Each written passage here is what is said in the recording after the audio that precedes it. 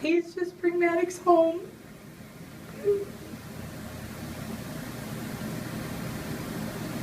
Max, I love you, honey.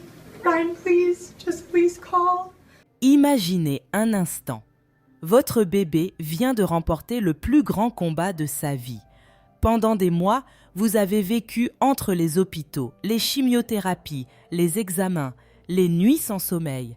Puis, enfin, les médecins vous annoncent la nouvelle que tous les parents espéraient entendre. Votre enfant va vivre. Vous pensez que le pire est derrière vous. Mais parfois, le véritable cauchemar ne commence qu'après. Dans cette affaire, une petite fille de 21 mois disparaît sans laisser la moindre trace. Une alerte est immédiatement déclenchée. Des dizaines de policiers, des enquêteurs, des bénévoles, tout le monde se mobilise. Chaque minute compte. Au même moment, une mère apparaît devant les caméras. En larmes, la voix tremblante, elle lance un appel à son mari.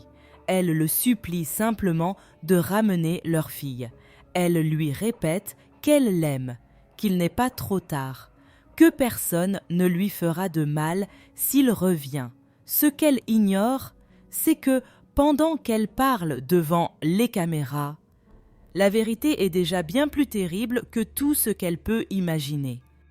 Les enquêteurs vont alors découvrir qu'il ne s'agit pas d'une simple disparition.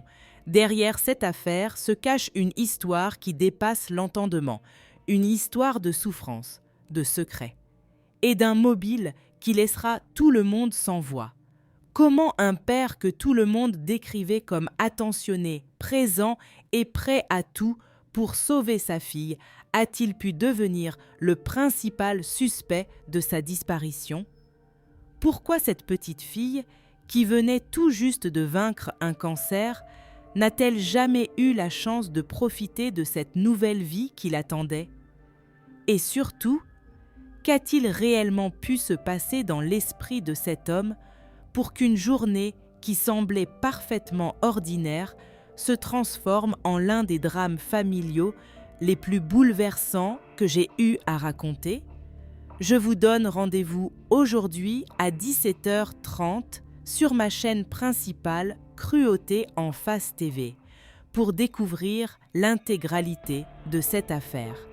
Une histoire qui m'a profondément marquée et que vous n'oublierez probablement jamais.